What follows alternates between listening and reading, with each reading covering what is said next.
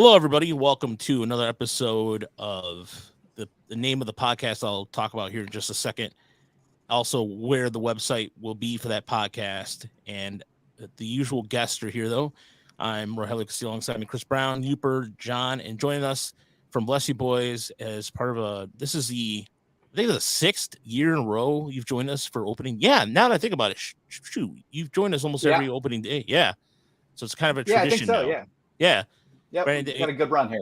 Yeah, definitely. And Brandon from Bless You Boys joins us, and so we'll be talking season stuff. But I wanted to get this stuff out of the way. So I walked away from Woodward Sports, nothing personal or anything. I just wanted to kind of take a change a little bit. And with the Tiger minor league report and everything, I'm grateful for Chad and everybody over there at Woodward Sports. But it's just kind of doing a little something different. And thanks to Kurt, I'm going to be back over at MCB, but I'm just going to be a contributor. And I'm also contributing over at Fansided, the Call of the Pen, and the fansided.com. And I'll be helping on the national side with that. So all that being said, because of thank you to the Baseball Writers Association of America for making that possible. But with all that said, and probably by tomorrow or by the end of the week, you might, if you're on Twitter, you've seen this, but if you haven't yet, here is the new name of the podcast, and that is the name. The name of the podcast is simply, wait, how does this work? Let's just do it. Let's do this way. Okay. I'm still playing the layout here. So for everybody who's watching us on YouTube, thank you for watching. The new name of the podcast for everybody listening at home is Motor City Metrics. So why Motor City Metrics? I know John and Uper were kind of like, what's with the name? And really, a couple of things. One, it's safe to say among all of us here, we love data. We love baseball data. We love talking stats. And to me, it just made a lot of sense to keep. Of course, we're in the Motor City. The logo, if you haven't seen it, is on there, and it's got the gear and the steering wheel and the lettering. If you I think personally looks good on a t-shirt. John will disagree with me on that, but but it's the logo has the old feel to the 1980s Tiger logo. It was kind of like a tip to the cap to that. So yeah, and we're gonna be having so if you're familiar with Woodward Tigers, there'll be the Motor City Metrics channel. So keep subscribing. We're still gonna put content there. We're also gonna be putting content over at Tiger Minor League Report. So it's all part of this synergy. And the podcast is going to be part of the Fans First Network, which is a series of podcasts that was on SB Nation, but now have come and made into their own. So yeah, we'll be over there networking, and there'll be podcasts from various feeds on our feed too. So just to kind of give a variety of things, because the Motor City Metrics channel is also going to be talking to MLB. Who knows? Uper and John might have a show. There might be a lot of different things going on. So anyways, let us know what you think of the logo, because I'm trying to sell these guys, John and Uper, on this logo pretty much. But yeah, the logo is awesome. I love the logo. The name. I thought it was because we like the metric system. This country will never embrace it. No. I thought we were going to start analyzing mathletes. What's the name of your daughter's school, Uper? The Eutechnics. Oh, so kind of stays in the theme of the technic, or however you want to say it. But so anyways, yeah, I just wanted to explain it real quick. And again, fine folks over Woodward, great people over there, love everybody over there. But it's just a time to change. I know the day before the season, which kind of leads me into John, take it away. As for here on out, just because it just makes it easier for me to focus on every other thing. John is the Motor City Baseball Metrics might sound better. We'll workshop it. We'll definitely workshop it there. But it's evolving. It's evolving, yes. Like the Tigers roster this year. Yeah, it will be evolving. Oh my God, yes. So John, a new kind of change of pace. John's gonna be kind of hosting and throwing it to us. So it makes me easier for me to do the running around production stuff. Oh, yeah. So John, take it away and throw it up to us. All right. So we wanted to kick off the show tonight with kind of our reactions to the opening day roster. There was a couple surprises. for me personally, I was happy to see Joey Wentz as the number 5 starter.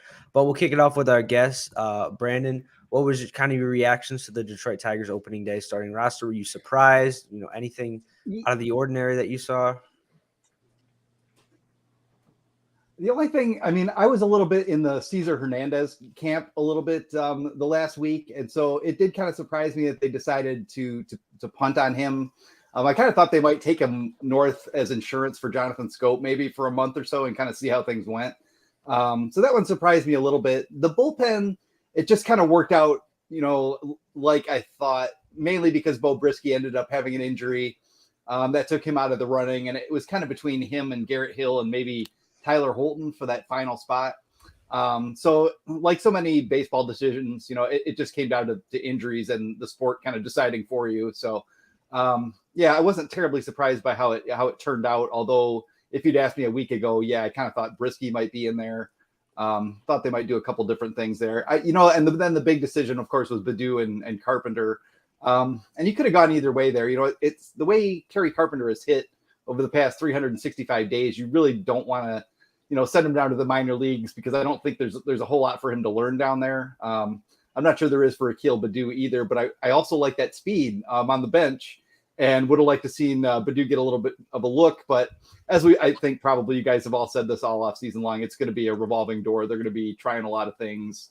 The roster is going to change a lot. So, nothing too terribly shocking. And the bullpen, I think the article I wrote at the end of last week ended up just being right, which, for me is pretty good. It doesn't happen too often.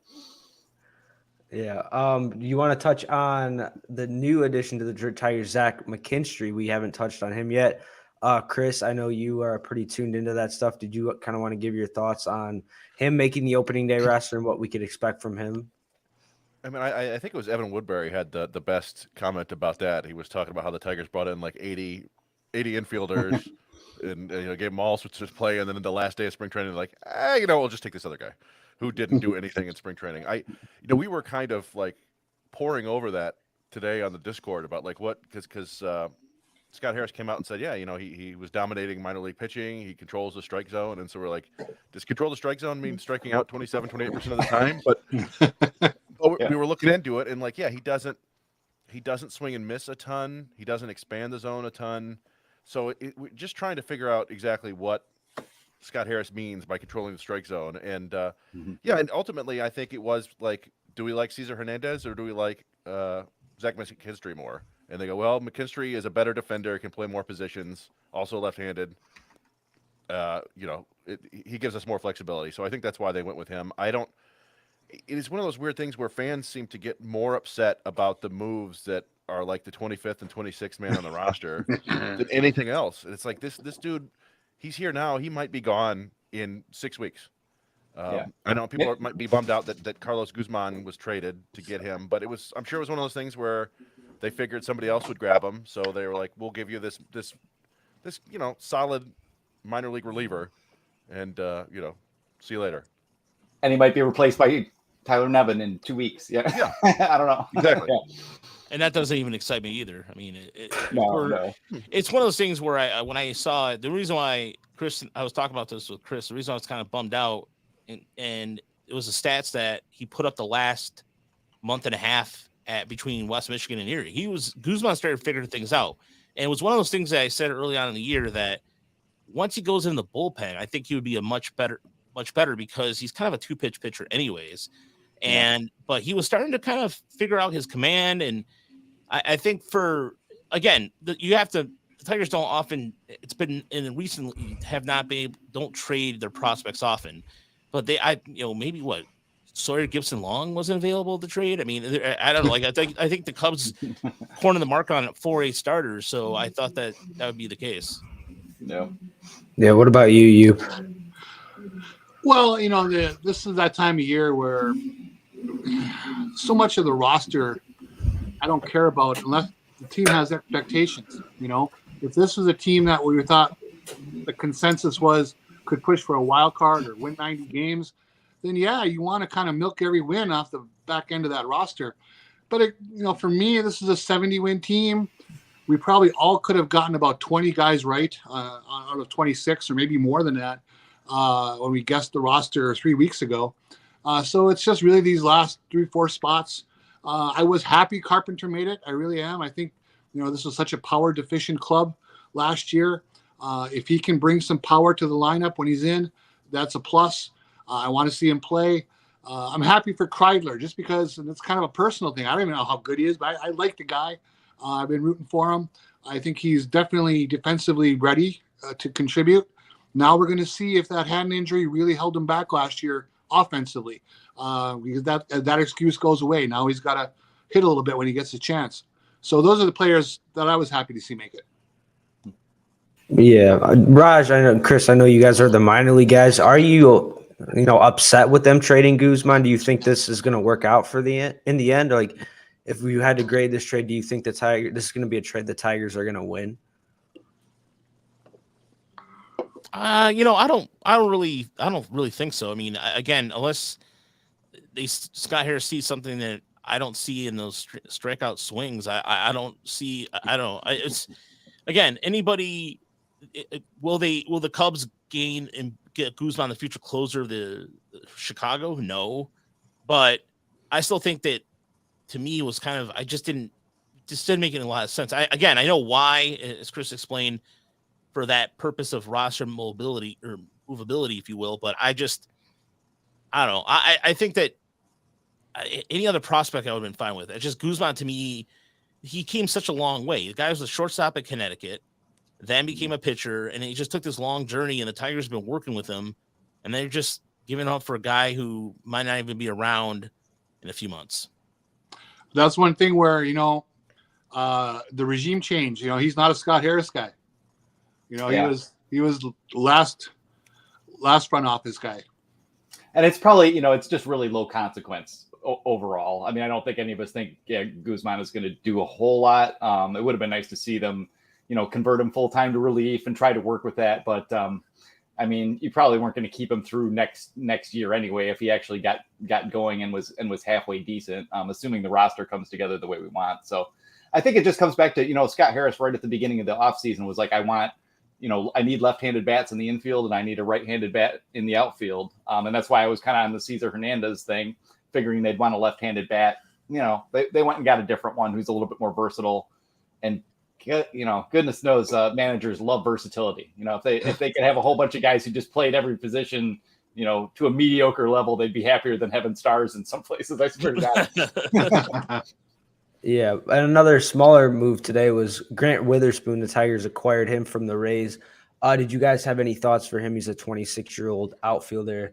Had an OPS over 800 in AA last year. Yeah, I mean he hit a little, and that's great. And I've made this joke for years. I would gladly take the Rays 40th guy and plug him in for the Tigers 32nd guy most of the time, right? So, yeah. It's not a huge deal. I don't think he becomes a bright light of the organization, but he can hit a little bit, and that can't hurt. At some point, he's going to end up between me and Parker Meadows this season. Probably, I'm going to be super mad at him. But other than that, yeah, he's decent. Org depth who might be able to help out. At some point this year. It seems like he can play all three positions reasonably well. There's not a ton else to say, but he did kind of have a little bit of a power bump last year, which was decent to see. So, yeah, he could be useful at least. Yeah, I mean, I just assumed that was a Rob Metzler, like, hey, here's a guy that I liked. I drafted.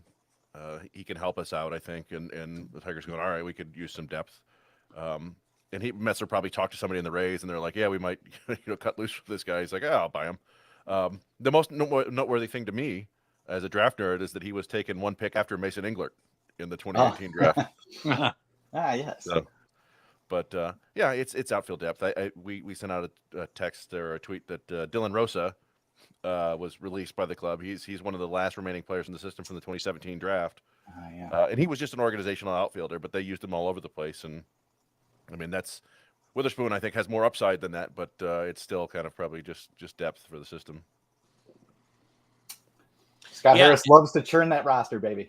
That's the only thing about it. And he drives one high in the air to right field. Going back. Toledo and Erie, in terms of outfield depth, really take a deep look at it.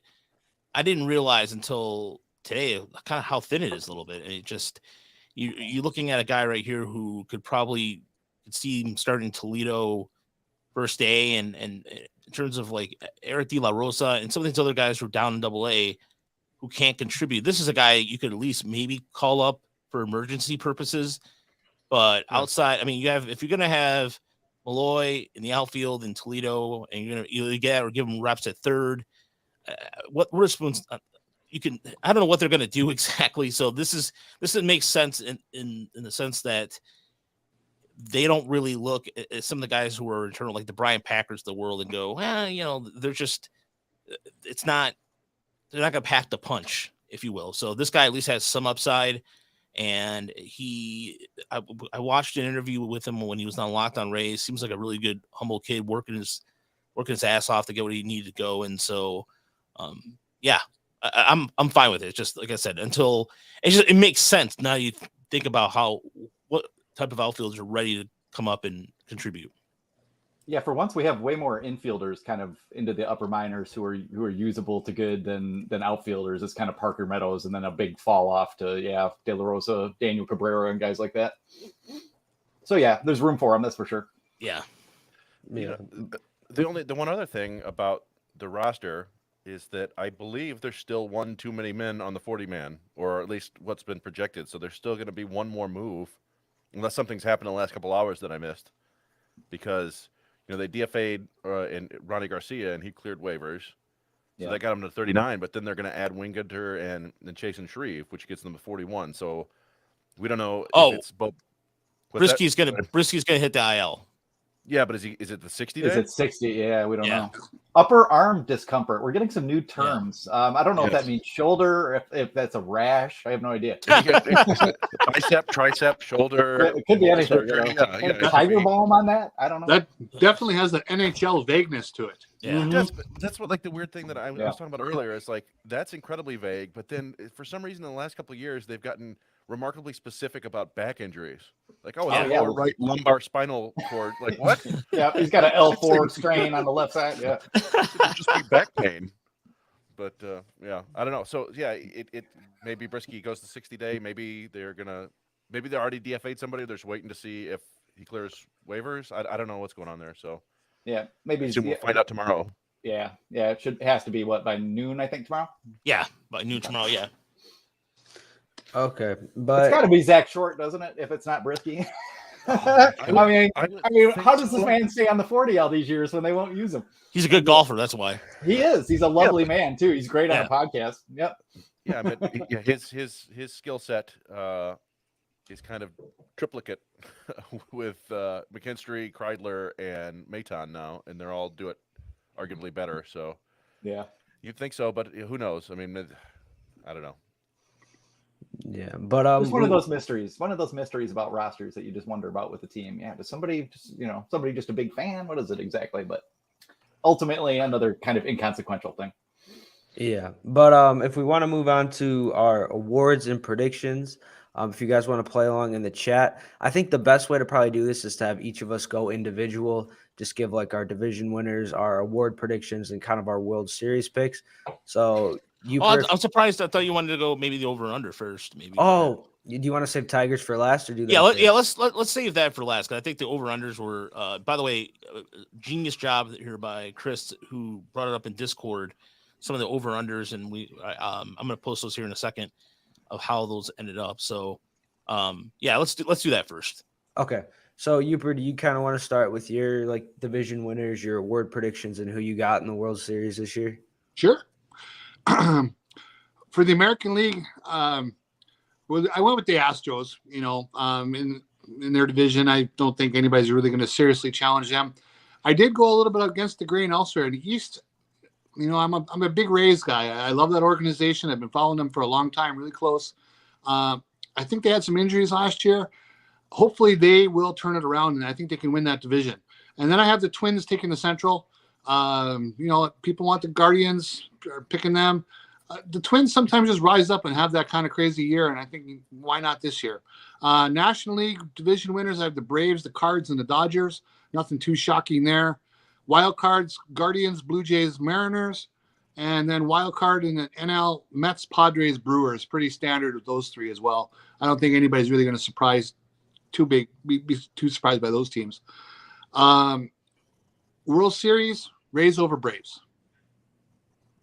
The Tampa Bay Rays winning the World Series. Do you trust their offense though, Uper? Oh, they're going to hit. They always find a way. They're competitive. They're going to win. They're going to win their low 90s games and then get into the playoffs. Rosarena, Wander Franco comes on this year like they think he can. If Lowe at second base comes back a little bit, I think they got some offense there. I think they'll be fine. But really, that pitching depth is what's going to carry them. Yeah, I think Wander Franco, he's going to be a big part for them this year. What about you, Chris? So we're going for, let's see. I have the Blue Jays winning the East. I think they have the best offense in the American League. Going to miss Teoscar Hernandez's bat, but I think the outfield defense is going to get a lot better with Dalton Varsho, and I like their rotation. I have the Guardians eking out the Twins in the Central. I know that the McKenzie injury hurts, but I'm never worried about Cleveland finding pitching. And I like the kind of, they added a little bit of pop this year, which they didn't have last year in Bell and Zunino. I have the Astros winning the West. I have the Mariners winning 95 games, but not winning the division. And let's see. I don't know who else I had in the playoffs there. Well, the Yankees and the Rays, I believe. So, but I've got the Blue Jays coming out of the American League. And then the National League, I've got the Braves. I think they might have, I'm not quite sure what they're going to do at shortstop. It's kind of weird. They let Swanson go, and then they're going to have They have Grisham. Vaughn Grisham. Grissom. No. They sent down. It's really? Ozuna or what? Arcia. Arcia, yeah, sorry, yeah, Arcia. Not Ozuna. But I still think they're an incredibly talented team, and it's like they've done so well in the draft lately. Raj brought this up, pointed out, they've got, you lose some arms, and then suddenly you've got Jared Schuster coming up. I mean, Jay Marco, I believe, liked him quite a bit back in the day. Yeah, me too. Yeah, Jay and I were big on him. Yeah, and he had an awesome spring, and he's in the rotation. And so is like Dylan Dodd, who I don't think he's going to last, but still, like they know what they're doing. And somebody, I think it was who pointed out, I think it was the MLB podcast where they were talking about how, looking back, the Braves traded Christian Pache and kept Michael Harris. So they judge their own players really well. So that's always key. So I like them, but that's such a nasty division. I've got the Phillies in second in that division, and I've got the Mets being the most expensive third place team of all time. I love what the Phillies did with adding Trey Turner, and I think the rotation is a little bit light, and the Hoskins injury hurts them, but Dombrowski will figure out a way to paper that over. He always does. And the Mets concern me because, I mean, it's a nasty 1-2 punch, but we're talking about a couple 40-year-old aces here, and Kodai Senga is a little bit, like, he's got a great arm, but he's still untested by Major League pitching. And then they lost Quintana and lost Diaz, and they got a great farm system, so they can probably find some fixes there. But there's not a lot of pitching in that farm system, so they're going to have to work something out there. And let's see. In the Central, I have the Cardinals winning. It's a really deep, good offense. And I have the Padres eking out the Dodgers in the West. I think the Dodgers didn't do anything this offseason, and it's just I think the Padres, that's such a scary offense. They added Bogarts. They've got Tatis coming back. It's a pretty good rotation. Again, there's some question marks there. I don't know how good Darvish is anymore, but I think they have enough to get it done this year. And I'm going to have the Braves coming out of the the National League, and I'll take the Braves over the Blue Jays in a rematch of what World Series was that? The early 90s? 92? 93 was the Phillies, right? 92 was the Braves. Yeah.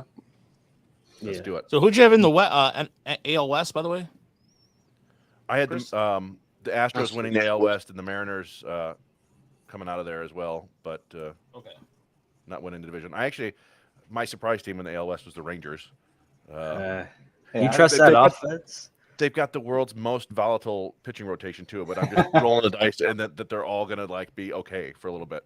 And no, that I don't necessarily trust the offense, but when we do our awards, you might understand. Okay. All right, Raj, who you got? So we got Uper Rays, Chris Braves. Who you got, Raj?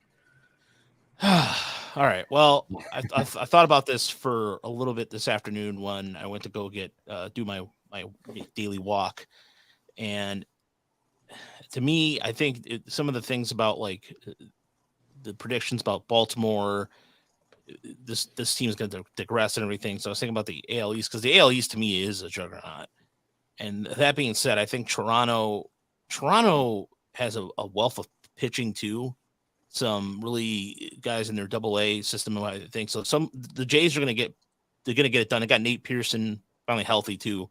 So I'm gonna go with a sexy pick, and I'm gonna have the Jays come on the AL East. AL Central. It's funny because after talking to James Fox of Future Sox, I was getting kind of inspired, like, oh, maybe the White Sox can pull it off. No, I in reality set in, and I think it's gonna be the Guardians. I don't think the Twins have enough starting pitching to get it done.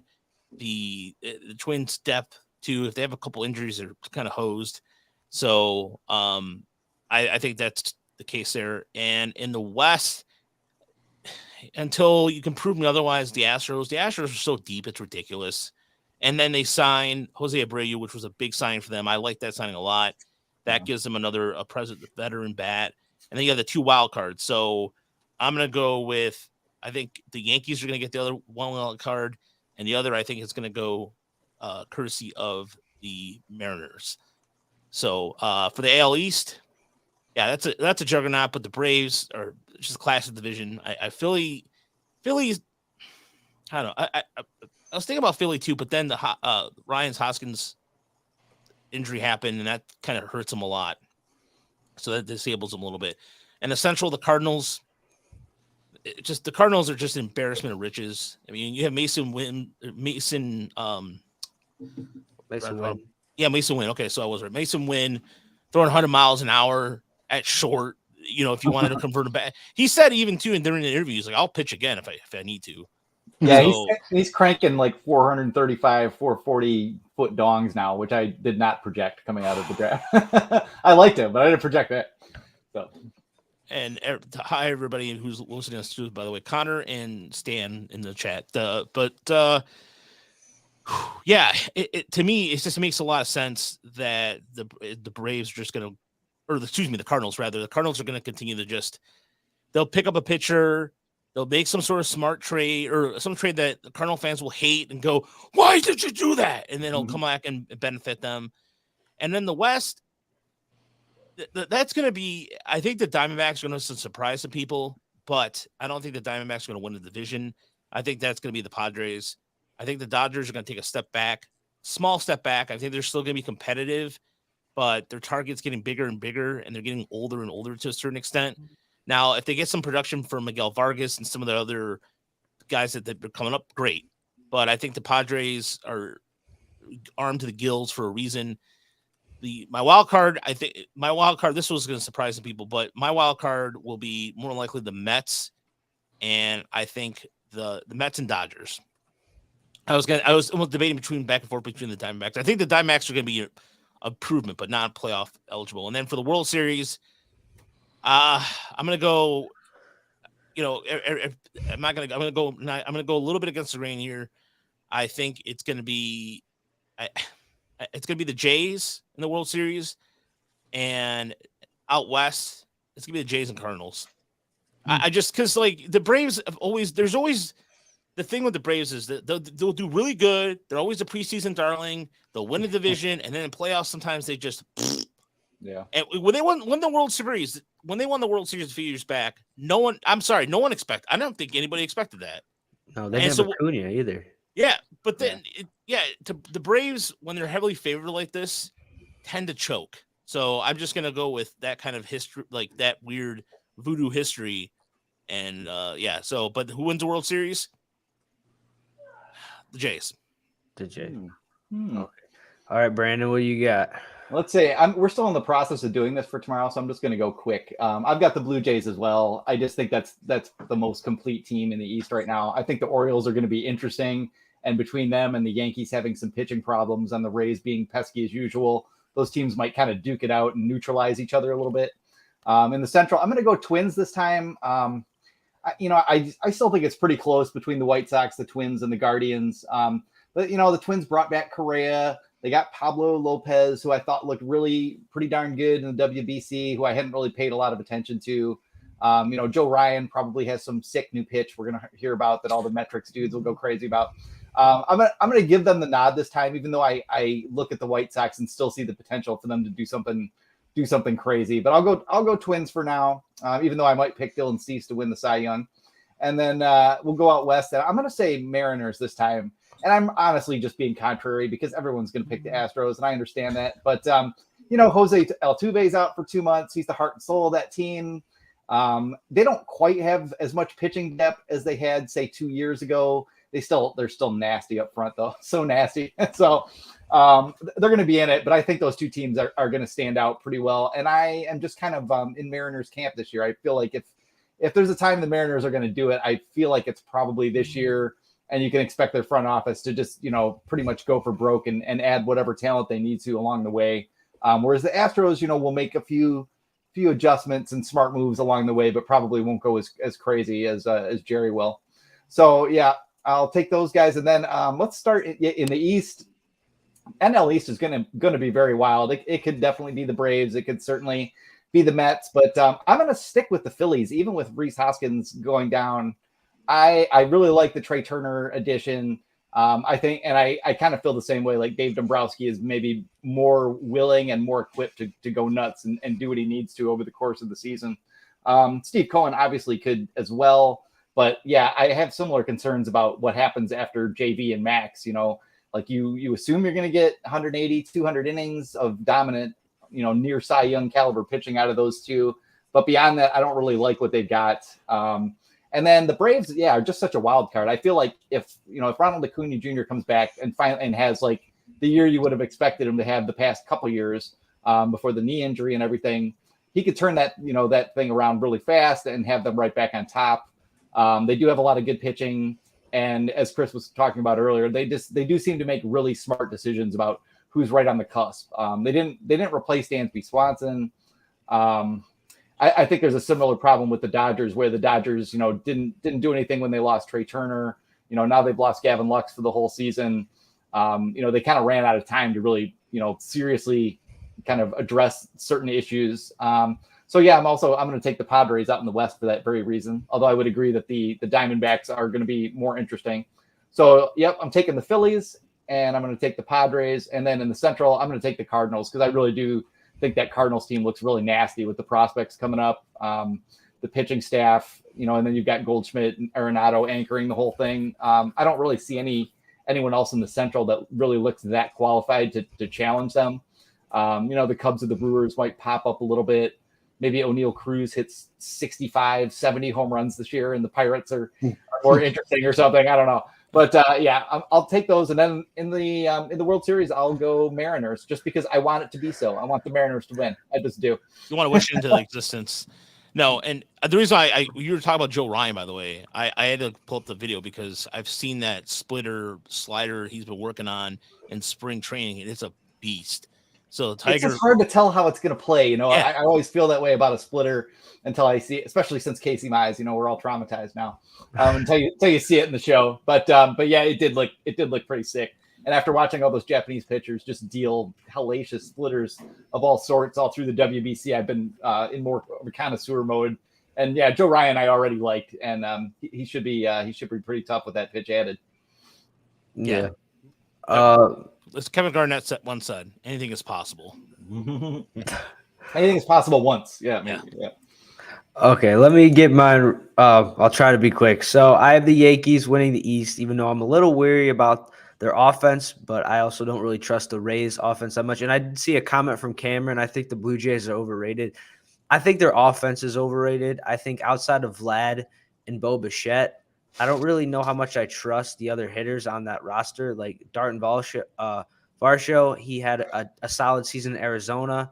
I'll be interested to see if he can replicate that. George Springer just hasn't been able to stay healthy.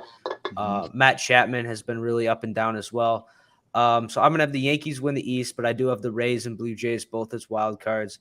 I have the Guardians winning the Central, but I don't really trust them that much either because I think a lot of young players played a bit over their heads last year, like Oscar Gonzalez and Josh Naylor and Andres Jimenez, who just got an extension. I think if they kind of come back down to earth a little bit, or maybe have like a sophomore slump in a way. I know Josh Naylor is not a sophomore, but he's still relatively young, and he kind of had a breakout season. If they just come down to earth a little bit, I'm a little worried about their offense, but I'll have them winning the Central. I have Minnesota as a wild card, though.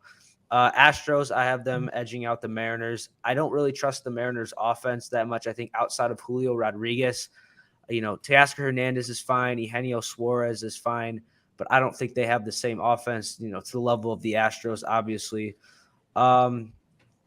Coming out of the AL, I'm going to have – this is kind of a shocker, but I'm going to have the Blue Jays because I look at all the other teams in the AL and I kind of can pick apart. Like I think the Yankees, their offense just scares me a little bit. The Astros, their pitching. And I do think you have to look into account that the Astros, they've had so many deep playoff runs.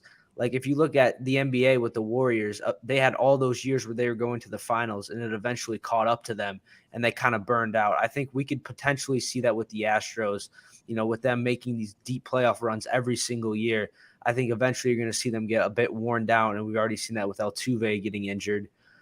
So I think the Blue Jays, they have a good enough pitching to make the World Series. I just think, they might need to add a hitter at the deadline, but they're a team that has veterans, and if they get hot enough, I could see them making a Phillies-type run, like the Phillies did in 2022 to the World Series. For my NL, I'm still going with the Phillies. I just trust their offense. They added Taijuan Walker. I am a little bit worried Harper will be back at about the All-Star break halfway through the season. I think he will give them a big boost to that team. Mets and Braves, I have as wild cards. The Cardinals, I think they're the clear favorite in that division. I think Arenado, Goldschmidt are going to have big years. Wilson Contreras was a big addition as well. And then for the Padres, I have them winning the West. I'm not too impressed with their pitching. I am a little bit worried about that. They did add Michael Wacha, but I really fear their pitching depth. I think if Darvish or Snell gets hurt, I don't really know who they're going to have to be able to replace that because they've traded so many of their top prospects. Their farm system's a little thin. And then I have the Dodgers as my other wildcard team. And coming out of the West, I actually do have the Dodgers. Now, here's my theory with the Dodgers is I think the pressure is finally off them this year. I think they've been the favorite for so many years. And now that the pressure is kind of off them a little bit, I think we're going to see them kind of make a run at the World Series. And I think they have so many top prospects like a Ryan Pepiot, like a Bobby Miller, like a Michael Vargas. We're going to talk about Shohei Ohtani, I'm sure, in a bit. But if he becomes available at the trade deadline, I think the Dodgers might be the number one place where he could go because they just have so many young prospects they could give the Angels. But even that, you look at Brian Reynolds, I think he would be a perfect fit for the Dodgers. I think the Dodgers have the opportunity to make a big trade at the deadline. And I know their offense isn't it's not as good as the Padres. They obviously lost Trey Turner, but I think the Dodgers have much better pitching than the Padres. So I think they're going to make a run at the World Series. So I'm going to have the Dodgers and the Blue Jays, with the Dodgers kind of doing what the Astros did last year and getting their second World Series. I like that logic you were talking about with potentially trading for Ohtani, and then Sean even said something there in the chat, but because they do, I mean, if you see a guy like Vargas, who doesn't do, there's a period of time where he's not taking swings and all for the greater discipline. And I don't know, the Dodgers, it's just, to me, it's not fair, but life is not fair. But at the same time, that's what happens. We have a good farm system. And something that I was talking about this with Chris offline. If you notice the MLB's pipeline, the Dodgers are always like towards the bottom of the top 10. They had the top 10 over the last 5 or 6 years, whatever it was. And the Dodgers, they're never number one. I mean, I think they were number one maybe once or twice. The White Sox surprised me, but the Dodgers just creep in there and they're like, "Hey, how you doing? Shh. We're gonna do our thing here. You don't see nothing. You don't see us taking a guy by the name of Clayton Beeter and pitching him for 1 inning, even though he's a starter. We're gonna screw you up. We're not gonna tell you our development thing. No. You think he's a starter, but he's a reliever. No. Go ahead, trade for him. Trade for him as a starter, and do these things like this. I mean, if the guy, the Tigers, who the Tigers that traded for Zach McKinstry was putting up cartoon numbers, but it was in the PSL. I mean, the Pacific Coast League is one of those things. When you look at some of the PSL stats, you have to go, "That ain't real." There's a whole podcast in just the thought process behind like making your minor league team look better than it really is by using like whoever was the first team to like get StatCast all dialed in at the minor leagues and like game plan against opponents intensely and make all your guys look good had a huge advantage. I assume pretty much everyone is doing at least some of that now, but yeah, you can fudge some things down there and make things look a little bit how you want to, and the Dodgers are really good at that. And the other thing, like the Braves, they just never get caught holding the bag. There aren't too many top prospects that just end up like dying out on the vine in the Dodger system and never make it or get traded. It's one or the other.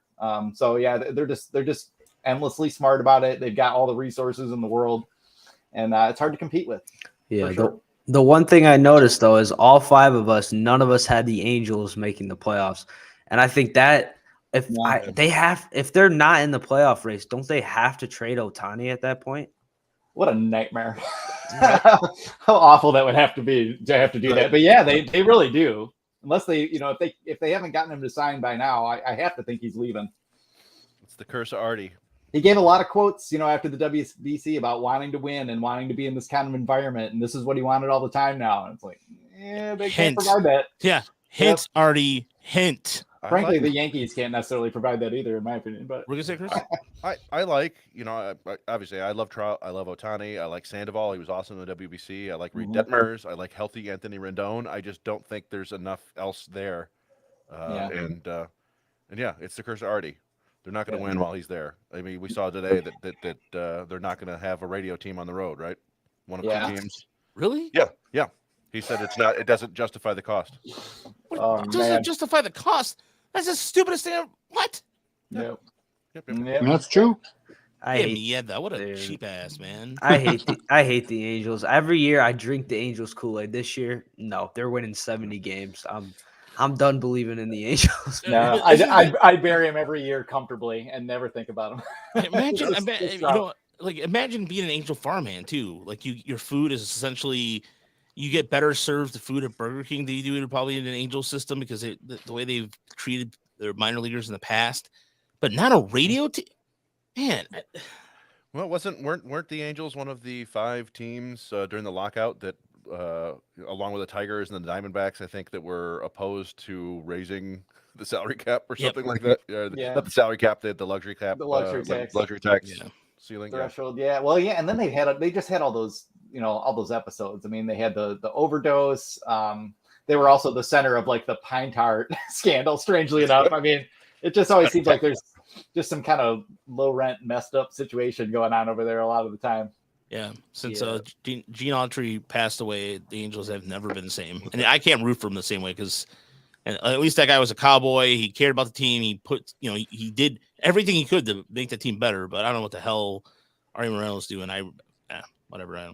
They're the prime example of like free agency and spending money doesn't equate to wins. Like, look how much money they spent with like Josh Hamilton, Anthony Rendon, Josh Hamilton deal, Yeah, but all they those spent big it so badly. I think it was CJ Wilson too. Like, that's why I'm so against like these Tigers fans that say, "Oh, just spend money and everything will be okay." Well, the Angels have done. The Angels have the 2 best players in baseball. That hasn't gotten them anywhere. It's not about I think people look at these players and get starstruck. It's about the overall team that you have. It's about having that depth. The Angels have no depth. I feel like if everything goes right for them, maybe they can win like 85 games. But I feel like everything has to go right for them. Yeah, but if they could just build a major league average team for $90 million, and then you add Trout and Ohtani, you might be fine. But they can't get that part of it right. They can't get that. We're developing pitching. We've got depth. We've got people that we can pull up. They draft Joe Adell. That doesn't work out, and that was kind of a big swing and miss for them. It's just there's just not enough smarts going on there. Yeah, we're the Angels. We'll take 20 pitchers in a row in the draft because we don't know what the hell we're doing. But they did take Zach Neto, and that he's having a good spring. That was the one. That was like, to me, that was. I remember I wanted the Tigers to take him so bad. But no, he hasn't played against advanced competition. He put a Campbell. Yeah. Now, and it's not me imitating a fan before somebody writes a review and gets mad at me. That was him imitating Al Avila himself. Yeah. Yeah. What do you guys know? You get me that bat. I Yeah. need a bat right now, or I'm gonna get fired. I don't know. Welcome to the Jungle. Yeah. All right. so- Do you guys want to get into our award predictions now? Yeah, but I just one thing I wanted to bring up that I don't think any of us touched on was Toronto. We all have Toronto in the playoffs doing big things. None of us, I think, mentioned the new dimensions of their stadium. Oh yeah, that's right. They're They changed Oh, yeah, their yeah. field wall too. the Tigers are going to be like the first team to play against that too. it's home they're opener. like Oh yeah. it's like 20 feet closer in right center. The walls are higher, but it's gonna. I think there's Yeah. gonna be some serious power numbers coming out of there. Bo Bichette might hit like 15 opposite field home runs this year. Yeah. In any event, I'm on down for the predictions now. All right, Uper, you want to we'll just go on a line like we did. You want to start it off? Sure. AL MVP, I went with Otani. And why, go too much against the grain? If he stays healthy, no reason why he doesn't. He's going to be top 2, top 3 every year he's in the league. National League, I'm going with Acuna. If he can just, obviously stay healthy. He's as good as it gets talent-wise. He's exciting to watch. He'll, be in the headlines a lot if he's hitting home runs and the emphasis on stealing bases. He could easily be a 40-40 guy if things go correctly. So I have him as the MVP. Cy Young, I went with Manoah out of Toronto and Scherzer from the Mets. I think Max is always a good bet. He's a competitive guy, and he's must-watch TV to me when he's on TV pitching. And Manoah, the guy is steady as he just, he keeps cranking out good start after good start after good start last year. If that carries on, if that team does things, I think he could win the Cy Young. Rookie of the Year, Corbin Carroll in Arizona. Love that guy. So fun to watch. All that speed, sneaky power. He's going to be fine. In the AL, I took Oscar Colas from the White Sox, just as kind of a wild card to throw in there. If he hits some home runs, he's going to be in that lineup a lot, I think, and he should have a shot at the Roy. All right, Chris, you want to go next? I kind of went about this sort of to echo back to Brandon talking about taking the Mariners over the Astros, just to be a little bit different. Like I deliberately looked for some, kind of out there suggestions. So my American League MVP, and this goes back to what I was talking about, is Corey Seager. Remember I mentioned that. Yeah, I like So that. Corey Seager hit a career high home runs last year, but only batted like 245. But when MLB did, the pipeline, or not pipeline, but Mike Petriello did looked into it. Who would benefit the most from eliminating the shift? It was Corey Seager. He lost 20 hits last year, so that's 30 points an average. I just think he's 29. He's due for kind of one of those monster MVP seasons, like a 7-war season, and the Rangers do better than we expect, and he wins MVP. My National League MVP is Trey Turner. I think he's gonna go out there and he's gonna put up the 8th ever 30-30-330 season. He's gonna hit 30 bombs, steal 30 bases, and hit 330 because he's really good, and he's I don't know. It's just such a good fit. It's a good park for him. The lineup is stacked. I think I think he's gonna crush it this year. My American League Cy Young. This is another kind of like out there one. Christian Javier. I think the main thing with him is he just hasn't pitched a ton of innings. But the last time we saw him, he was throwing 6 no-hit innings in the World Series. He gave up 2 hits in like 13 innings in the playoffs. He doesn't really have a third pitch, but nobody hits him. Like nobody gets hits. I don't know what it is, but I picture him going out there and they take the gloves off and he goes out, and the Astros are obviously going to be really good. And I'm just kind of picturing him winning in a crowded field this year. My National League Cy Young is Aaron Nola. I feel like he's got to win it eventually. He's such a good pitcher. He just seems to get better every year. He get more strikeouts, fewer walks. So, and again, the Phillies, I think, are going to be good. So I give it to him. And my Rookie of the Years, to me, the American League, it's kind of down to Gunnar Henderson and Anthony Volpe. And I think just that Yankees power, the Yankees pull of a shortstop, he's going to go out there. I'm sure he'll have his struggles, but he's going to put up like a 15-15 or better season or something like that. And he's going to get a lot of love. And my National League Rookie of the Year, this is the real dark horse, Hayden Wesniewski. Yeah. Pitcher of the Cubs. He came up last year a little bit and just got a nasty fastball slider mix that nobody could do much against last year, and apparently he's throwing much harder this spring. I think he's been up to 97, 98. Yeah. So just kind of throwing that out there as I think, he threw like 140, 150 innings in total last year. So he's going to be a guy that I don't think they're going to have any kind of kid gloves on him. I think he's going to go out there every fifth day. And, it's tough for a pitcher to win Rookie of the Year sometimes, but also sometimes you just kind of win by default. And I think that's how it's going to go. All right. So it's what goes first in the award? What award do we go first, or does it matter? It don't matter. You can do Okay. MVP. Cy Young. Okay, so for my AL MVP, it's not really outside of the box, but I'm gonna go with Vladimir Guerrero Jr. I think he puts up a really good year and puts Toronto on his back, helps him get over the hump. As for my NL MVP, he's a guy who is seeking more money, and when he's got a healthy back, he's pretty good. And that's Manny Machado, the Padres. So I think he's a guy that has something to prove in addition to getting, of course, more money, like I mentioned.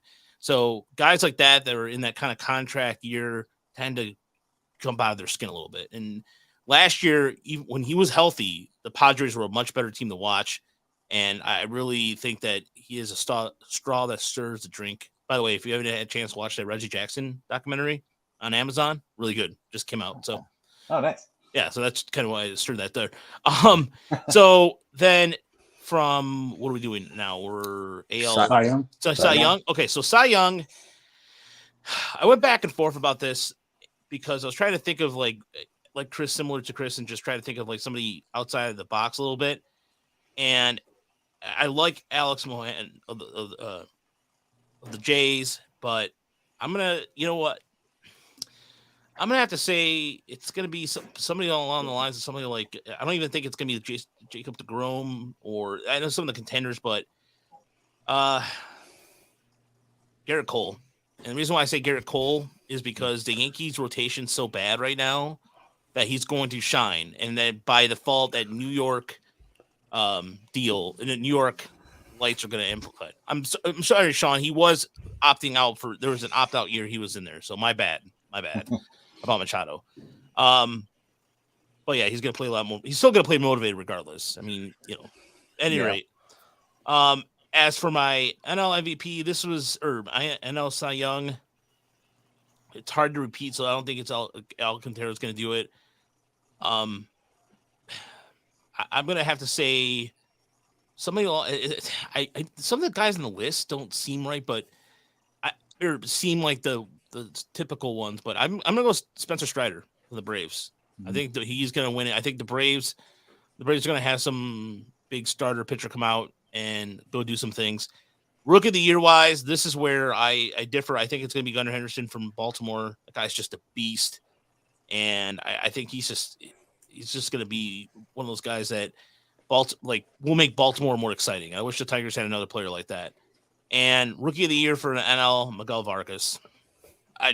Miguel Vargas in that lineup, he's going to look better. I mean, and I was thinking about that Kodai Sange from the Mets, but I just Miguel Vargas. I've watched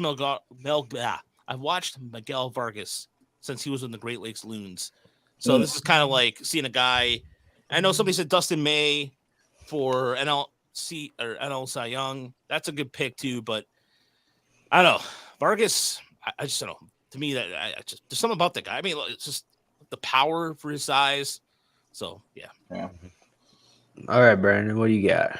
All right. I mean, yeah, MVP. I'm going to be kind of a basic pitch here and go with Shohei Ohtani because I mean, you just have to. And I also think like the absolute monster train of hype that is going to build over the course of the season as he gets near free agency and people start calculating, how valuable it is to get 50 million new fans from Japan into your team's fan base. And I mean, it's going to be nuts. And he can back it up on the field. And I think coming out of the WBC, he's going to be pretty hyped to do so. I just feel terrible that yes, I still think the Angels probably finish possibly last in the West. So yeah, that feels grim to say, but hopefully his long watch is almost over and he can get to a good team. And then in the National League, I'm going to go with Manny Machado as well. I always liked Manny Machado, and he always played with this edge, but he also had a little bit of punk in him too. And he's just grown into the leader there. And I watched the Padres quite a bit last year, and he just seems like to me like another level player than what he was when he was younger to some degree as a hitter in particular. I'd love to see Mookie Betts win it. Mookie Betts has been so quiet the last couple of years, and he's just cranking out, 5, 6, 7 more seasons, but no one really pays that much attention. But yeah, I'm gonna take Manny Machado, and then Cy Young. I feel like Dylan Cease is about to just go absolutely apeshit this year. I don't know why this feeling has come to me, but there's a lot of good choices. Christian Javier is awesome, and as we've seen, you don't necessarily have to go 190, 200 innings anymore, and maybe he won't. The Astros, one thing they are pretty smart about is not burning those guys out. They're pretty good about 5-inning starts early in the year, mixing and matching and getting their guys through the season. They have less injury trouble than a lot of teams, and even when they're using young pitchers and the Tigers' arms are blowing up left and right, the Astros seem to get that done and better than anyone. In the National League Cy Young, I'm going to take Justin Verlander because, hey, it's his first year coming, fully recovered from Tommy John. He's going to take it to a new level this season. I really, watched Justin all spring. He looks absolutely incredible. There's a lot of good pitching down there. Nola would be a great one. He probably should win one at some point. The Diamondbacks have a lot of interesting young pitching. I've always been a big Dustin May fan, but I still think Dustin May is just too wild to quite get it done. Corbin Burns, there's lots of good ones to choose from, but I'm gonna go JV because I always do. I've had Justin Verlander on both my 15-year-long fantasy teams, and I've rejected offers for him all along. I've never cut him, and it's always paid dividends. So that's just worked out. As far as Rookie of the Year, yeah, I do think it is kind of like Volpe versus Henderson. I'm going to take Henderson, but I do kind of think there is that chance of if Volpe comes out and has a really good year, there's going to be a lot of interest because he's with the Yankees. That's just kind of how that goes. And I'm going to take Corbin Carroll with the Diamondbacks in the National League as well. The Diamondbacks have a lot of interesting young talent. One of the things we talked about, the Blue Jays, I really like Varsho. I really would have loved to trade for Dalton Varsho ourselves. So I think he's going to help out there in Toronto along with Brandon Belt. But yeah, I mean, Corbin Carroll's there. They've got a couple pitching prospects in Arizona. Brandon, I think Fat is that how you pronounce it? Yeah. Who's coming up this year? They've got a lot of support there. That is going to be an interesting up and coming team, and I do think the Diamondbacks are going to have some attention. So yeah, I'll go with Mr. Carroll. All right, we got some breaking news. Yep. Hold on. I don't know how to do the sound effect anymore. So Jeff Passan from ESPN, a deal is in place between the minor league players and the Major League Players Association and Major League Baseball on a historic first collective bargaining agreement for minor leaguers. Union officials tell ESPN.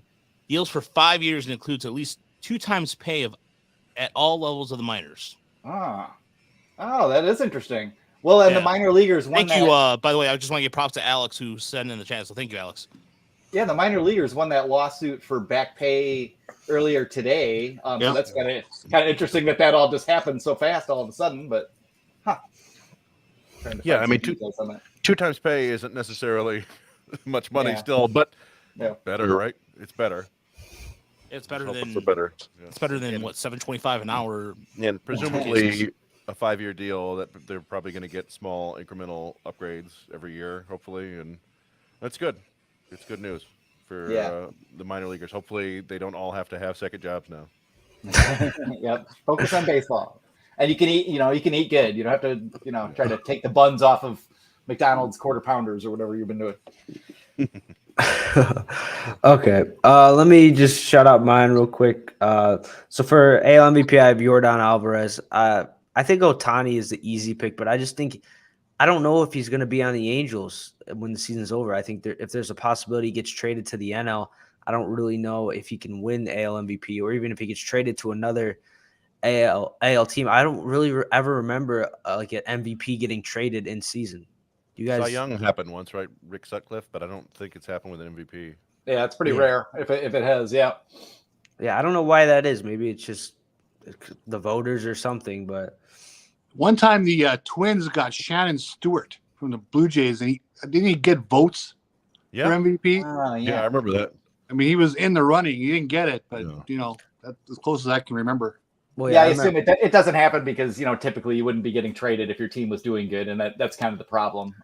But yeah, I mean, I just kind of think Ohtani is a team unto himself at this point, and it's not going to matter. Yeah, I remember Price 2015 got traded to the Blue Jays. I thought he had a decent chance to win, but he came in second. So yeah, for my AL, I have Yordan Alvarez. I just think he's one of the best hitters in baseball. I don't think he's going to hit like 60 home runs like Judge, but I can easily see him scratching 50 and just having a huge year for the Astros. For NL, I got Ronald Acuna. I think he was a little disappointing last year, but I think, you know, now having some time back on the field, I think he's going to have a big season and finally break through and win MVP for the Braves. Zach Gallen is my pick for NL Cy Young. He was absolutely unhittable in the second half of last year. I think he's going to build on that this year. And then what Chris said about Aaron Nola, I think I kind of feel that way about Garrett Cole. I think he just has to win one. He's too good of a pitcher to not win one. And I think this could hopefully be his year if he stays healthy. The AL, no one really stood out to me in the AL. Like maybe Dylan Cease, Shane McClanahan is really good. I guess if Ohtani stays, depending how many innings he pitches. But I'm going to go with Garrett Cole. And then for my rookies of the year, I went a little bit different. I did Tristan Cassius of the Red Sox. I hope he's going to get more playing time this year. I'm not sure if he's starting the season in the big leagues, but I do think I don't really have too many, you know, I don't think the Red Sox are going to be too good. So I think he can get some playing time and kind of show out for them. And then Jordan Walker for the NL. I think he's going to just fit right into that lineup. The Cardinals are just so great at developing players. I don't think there's really going to be any pressure on him, you know, to break out because they just have so many other good hitters. So I'll go Walker for my NL Rookie of the Year. Yeah, that's a good pick too. Yeah, for sure. Michael in the chat mentioned who we have as our batting champions for each league. I don't know. Yeah. I didn't even think about that, but it like instantly popped in my head. Yordan Alvarez is the batting champ, and then I have Trey Turner because he's hitting 330 and 30-30. What about Luis Arraez? Yeah, he could be the National League batting champ, right? He could pull a LeMahieu. Yeah, I got Bogarts and Trey Turner. Oh. Yeah, I like Turner. Well, they're in the same league though. Bogarts and Turner. Yeah. Yeah, Turner's on the Phillies now. And Oh, that's right. Yeah. No, that's right. No, there's a lot of changes. Yeah, For sure. yeah. Christ, I've been so busy on the Tigers the last 2 weeks. Yeah. I just started kind of looking around at some other Yeah, things. today. yeah. I'll be honest with you. My national knowledge right now, because I've been so deep with Detroit. So yeah, pardon me. So it would be So Turner would be for the NL, the American League. I don't know. I have no idea. I really don't. I'll be honest with you. I just have not. It's just because like here I am. I was doing deep dives earlier on Carlos Guzman earlier in the week. So I apologize if my mind is not on the national scene at the moment outside of just the surface stuff. So, but now that I'm working, well, now that with Call, I mean, I could go with that, but now that I'm also working with Call of the Pen, which is a national site for Fansided, I gotta get back on my A game on that. So. Yeah, I think Vlad's a good pick. Yordan's a good pick. Yordan's a great pick. I mean, you could pick Kyle Tucker too. Or even Boba Fett. Even Boba Fett. I like Boba Fett too. Bogarts and Boba Fett would be fun. Just the Bobo. Bobo team. As soon as Chris mentioned Trey Turner, though, it just popped into my head that I hadn't envisioned the possibility that like Trey Turner steals 60 bases or something, hits 30 home runs. In which case, yeah. That's what I was going through and making notes on every team, and when I got to the A's, I'm like, well, might steal 80 bases. Yeah. Oh, they got Kyle Mueller. Yeah. Yeah, they brought in a Japanese guy that nobody's talking about. Oh yeah, I saw that. He's 28 years old. I never heard of him. Name all 5 starters in the A's rotation. Go. Well, there's Ken. Waldichuk? Waldichuk. James Caprillion is still there. Caprillion. Oh yeah. They traded Cole Irvin, right? They don't have Cole Irvin they traded anymore. Cole. Yeah. Blue Moon Odom. I got nothing. Catfish Hunter. Did you want to throw out any batting title people there? I just Youper, you got anybody for the batting title? Well, not really. I don't. Trey Turner is obviously a great pick anytime.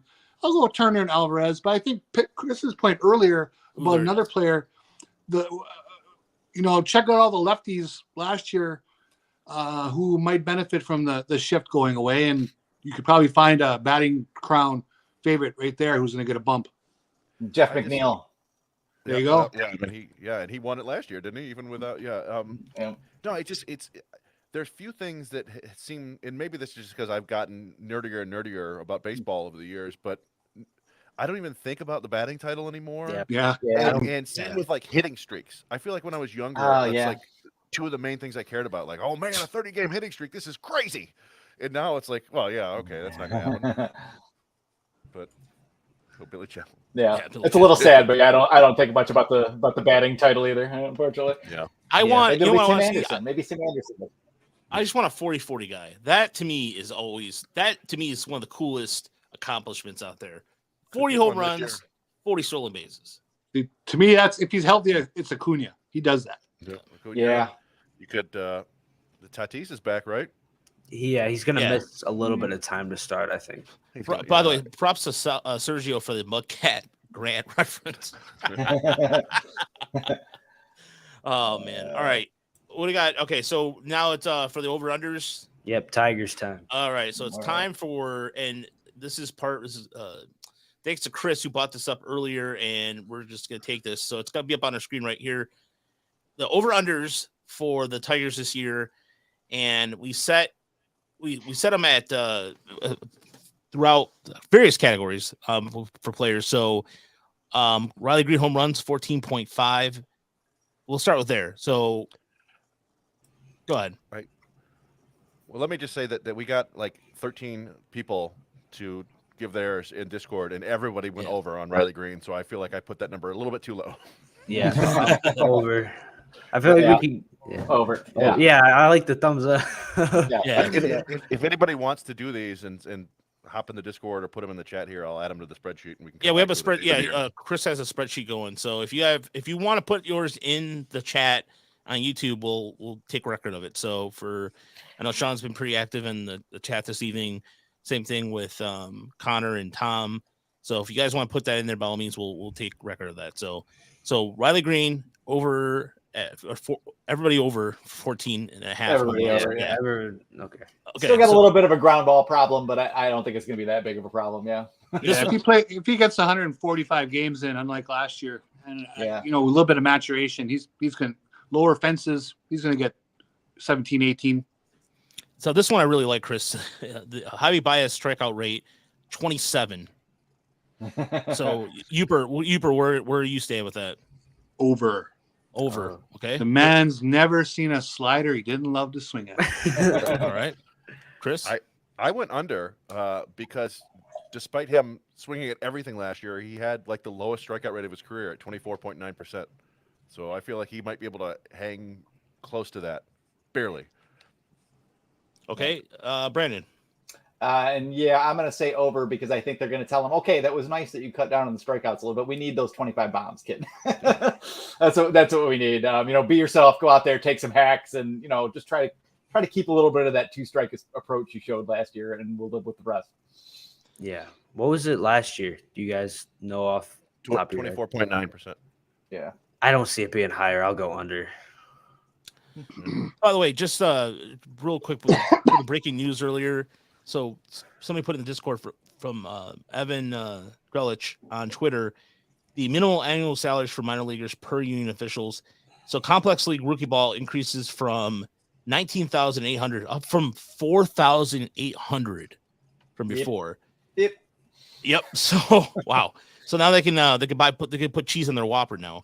The single A is now 26.2 from 11 grand.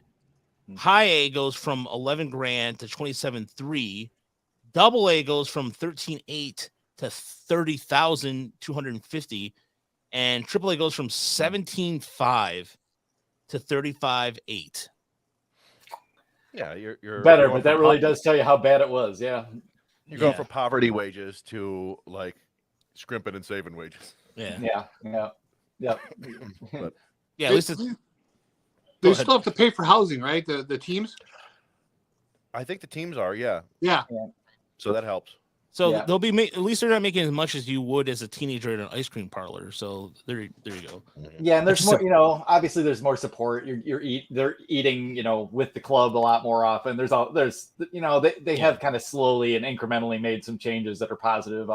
This numbers still don't sound that great, but yeah, that's a huge improvement. I'll say that much.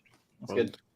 All right. So sorry. So I didn't want to get sidetracked too much, but I just wanted to put that in there because it was still top of mind. So, Brandon? You said over, right, or under? Yeah, I'm gonna say over. I'm gonna peg it right at 30 this year. But with I'll just for the hell of it, I'll say he's gonna hit 25 bombs. All right. Okay. And Very then possible. And we'll be happier. John, I say under. I don't think he gets worse than last year. I'm trying to remember what I said in our Discord because I want to be consistent. You have, so you have over. I have over. Okay. So yeah, over. It's just Hobby Bias is gonna do Hobby. This is my problem too, Raj. I'm looking at our predictions post for tomorrow, making sure I don't contradict myself. Yeah. So Chris, just remind me as we're going through this. So Torque batting average 240 over under. Uper over. Up, over. Over. Okay, that's what I said. Yep, over. Chris 259. 259. Okay. Chris, I had under. yeah, under. Okay. Shock. Hey, Uper, tell him about the urinal cake. What? I will neither confirm nor deny that I may have started a rumor that Chris is selling personalized Torkelson urinal cakes. I can't confirm or deny that. If things go bad, that could be a popular item. That's not a bad venture, Chris. Good idea. No, I think he'll improve. He'll be up in like the 235 range, but that's why I picked 240. I was like, I think that's, he hit 203 last year. Like, Yeah. he jumped 35 points. That's good, but But these 230 in AAA too, right? Like, But the urinal cakes are only going into classy restaurants. Okay, I think no dive bars. Yeah. I think Torkelson 235 gets much closer to that Reese Hoskins comparison that I was talking about, right? He's still going to walk double-digit rate, hit 235, hit 20 plus bombs. I think that's fine. Yeah, that's a good comparison. Actually, that's a good target. I agree. Chris, what did I pick? I can't remember. You picked over. Wait, Okay, no, under. so You have under? under. Okay, yeah, for okay. Torque. I think I remember why, because I was still, again, there's this conception that because if we pick under, we hate Spencer Struggles. It's not that. I just want to see all that batted ball data come to life, and he's rewarded for it. So, Brandon, what'd you have? On Torque, over. Yeah, over. Not a lot, but yeah, I'll say he hits 250, 260 this year. Sure. Okay, John. I'll have him slightly. I think like 245, maybe 250. Okay. All right. So this one was a really good one too.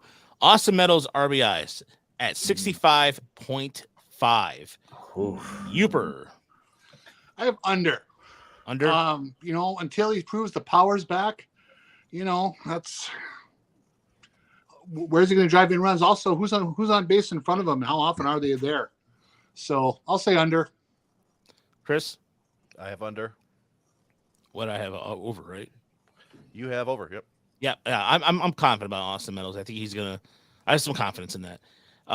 Brandon, you were down, right? You said under. Yeah, I'll say under. I need to know that he's 100% healthy and going to make it through a full season. I think that's a pretty big factor, particularly because I think Parker Meadows is going to be right on his ass. Little brother is coming hard, and it's just hard to know where he's going to hit in the lineup, and it is hard to know where there's going to be tons of opportunities. But yeah, just after last season with all the weird injuries and all that, I just need to see a little bit of it before I'm going to be real convinced. All right, and John. I'm gonna go over because in 2021 he had 106 RBIs, and I mean the Rays lineup wasn't that great. I would say I think he could scratch maybe 70, 75. So I'll go over. Okay. And so this one, I think everybody's over on this, right? Carpenter games at 85.5. Over. Is this game started? Games played. Games Okay. played. Yeah. Okay. Over. Yeah. Games played. Everybody. Over. I have Over. I'll say Yeah. over. Yeah, he's the Yeah, left-handed hitter. Strong side of the platoon. He's probably going to DH. Half the time, unless they have Austin Meadows DH half the time. So yeah, I think he's going to be in there quite a bit.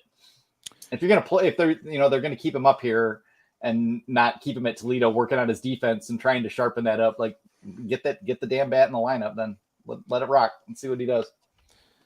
It's for Nick Maton doubles 25.5. Under. Under. I'll say under. Yeah. Yeah, I think I went under. Chris, did you go under? I went over. All right. Bullet. And I went and I On the think I wolf. went underweight. You went. I Under. like Nick Maytown. I think he's going to have a good year and stuff. But he's when he's swinging it well, he's going to pull balls in the air to right field, and I think they're going to go out. And the rest of the time, he's going to be scrappy on base guy to the best of his ability. I just don't know if he's going to be roping doubles up the alleys. Yeah, but that one could go either way for sure.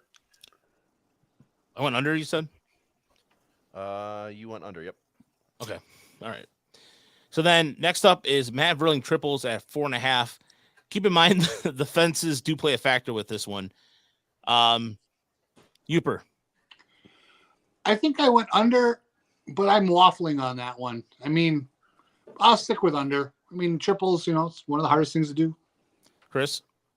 I went over based on the fact that he's very fast and he hits a lot of like ground balls and line drives. I don't think his speed works terribly well on the like stealing bases or in the outfield, but I think it will when he hits some line drives, and I think he'll get a handful of. I mean, with 5 triples, it's not that big of a deal, but Yeah, I think that's a pretty good bar, 4.5. Yeah. Yeah. Yeah, I'll go over. I think he could get 5 or 6. Okay. Yeah, I'll say over as well. Yep, just by a little bit. But yeah, he's the batted ball profile combined with being blazing fast once he gets up to speed or whatever. That should work out for him. I think I had under, right? you had under. Yep. Yeah, I had under. For whatever reason, I think maybe it was just hit the ball out of the park more with that. So, and then the last one on the offensive category, Miguel at bat 300. Oh boy. I know I went under. I went under on that one. I know that. Yeah. So did I. I just, he looked pretty good the beginning of last year, like just in terms of health, and obviously he was swinging it better. But I mean, it was just so bad. I don't think we've ever quite seen him that bad where he wasn't like in acute need of just going on the injured list and getting a procedure, as he was in the second half of last year. And he looks like he came to camp to have a good time. And Yeah. He had I a good figure, time. yeah, he's going to get 250 probably, something like that, and they'll fade as the season goes along. So, And now they have some guys that need the at bats. yeah, Mhm. Other years, who cares? Bat all you want, didn't matter. Now you'd like to think it matters a little bit. Yeah. Yeah, I'm expecting him to basically play once on like every road trip, and maybe once or twice. Maybe regular DH at bats against a left-handed starter. yeah, As a- kind of as once a a Tribe Called- series, maybe. Yeah, As the Tribe Called Quest once saying, he's on an award tour with Muhammad Ahmed. Yeah. All right. So next up, we go to the pitching. Erod wins at 8.5. Uper. I went over. I think he's going to come back. I think he has that opt-out looming. He'd like to have a good year. Obviously, wins. Bullpen support and run support matter. I don't know where exactly that'll come from, but I think he can get 10, 11 wins. All right. Chris. I went under. Wins are so, Don't ephemeral matter. to me that I don't know if. I think he'll pitch fairly well, but combined with the wins just being kind of random and the possibility of being traded, I went under. All right. John. See, is this just with the Tigers? Because if he gets traded, right, that it's just with the Tigers, right? Chris. Yeah, I was thinking just with the Tigers. Oh, okay. Oh boy, I'll go under. All right. I'll still say over. I don't think he's that likely to get traded, and I think he'll just kind of eat innings this year and be solid enough. I don't know. Everything I always heard about Eduardo Rodriguez was just like super high character guy, great teammate, hard worker.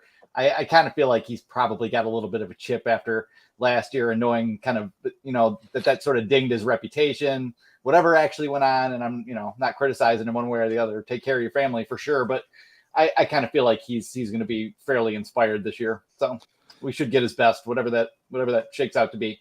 But yeah, I honestly couldn't tell you the win total of any pitcher last year. So but I just don't think about it anymore. So yeah. Yeah.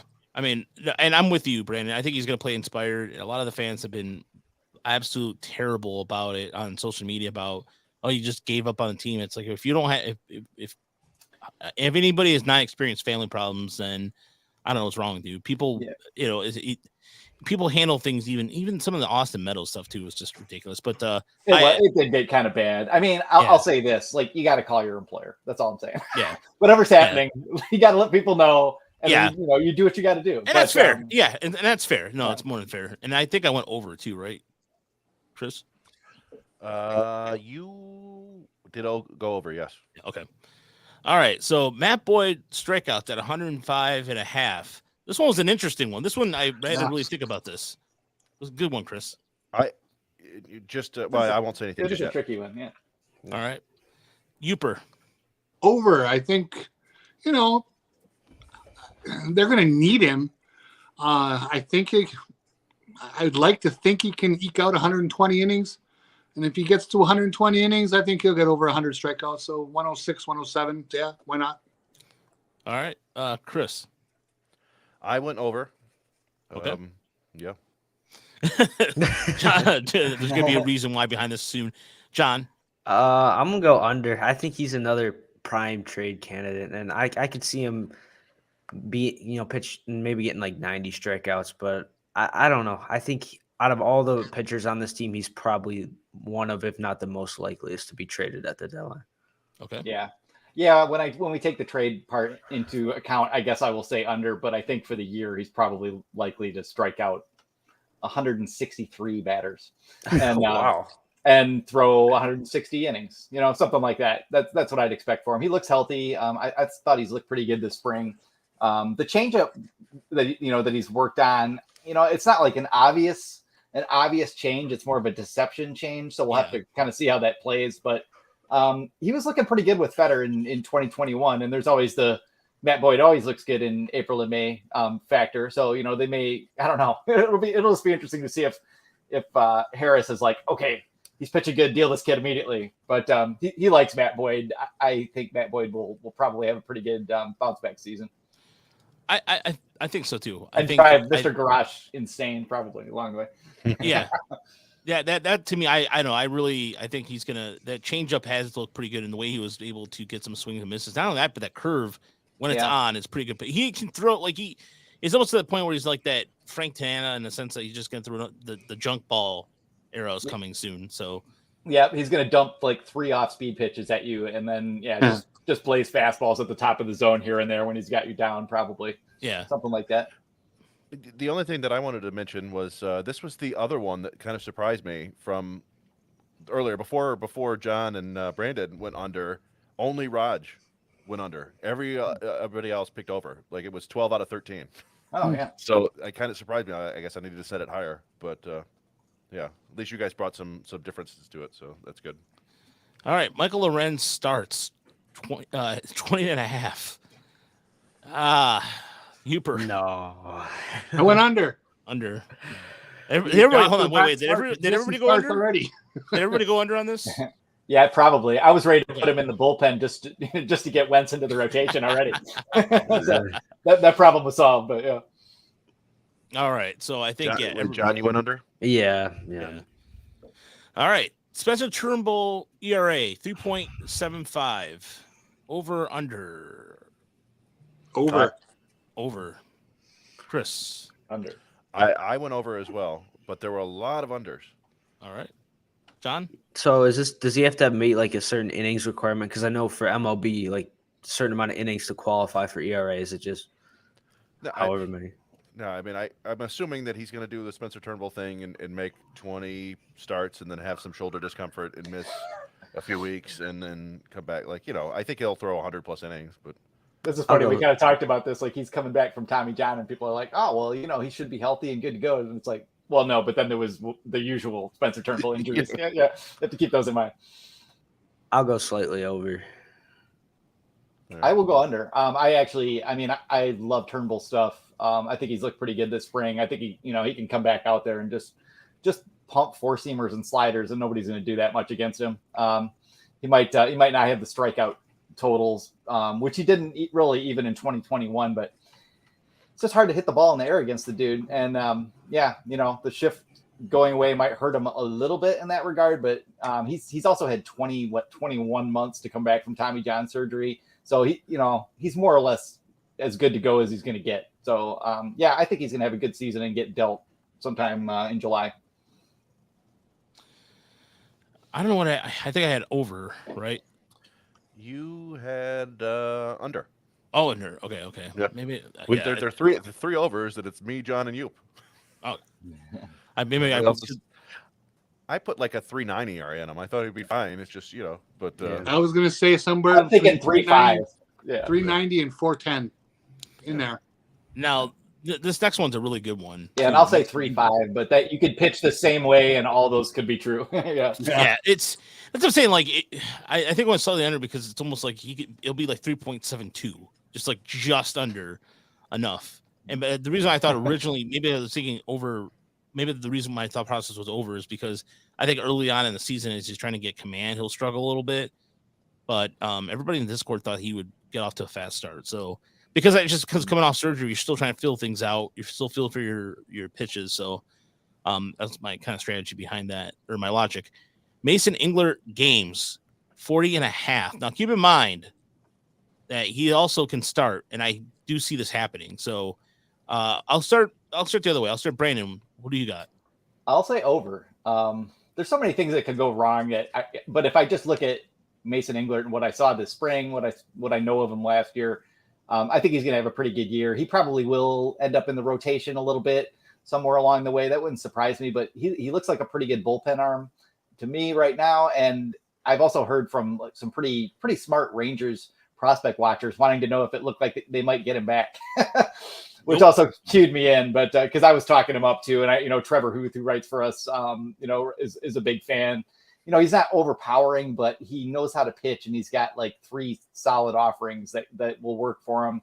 And he's not sort of a prototypical reliever in that way either. So he could be kind of a swing man. I wouldn't be surprised to see him use sort of the way you use Garrett Hill, as sort of an inning, and then you just push him the next inning until you need to get him out of there. Type guy. So yeah, I mean, I think he'll get into 40 games, or at least. So yeah. And he, by the way, out of all the pitchers in spring training, he had one of the highest K rates. Yeah, and he really did look good. Yeah, and just there was something that I was telling Chris earlier. On some of it was like 92. Like he was just go in the way he was attacking the bottom of the zone, and then just getting guys in the top of the zone with like 92, 91. Yeah, it's impressive, and that to me, that's a pretty good sequencing for a guy that was in Double-A.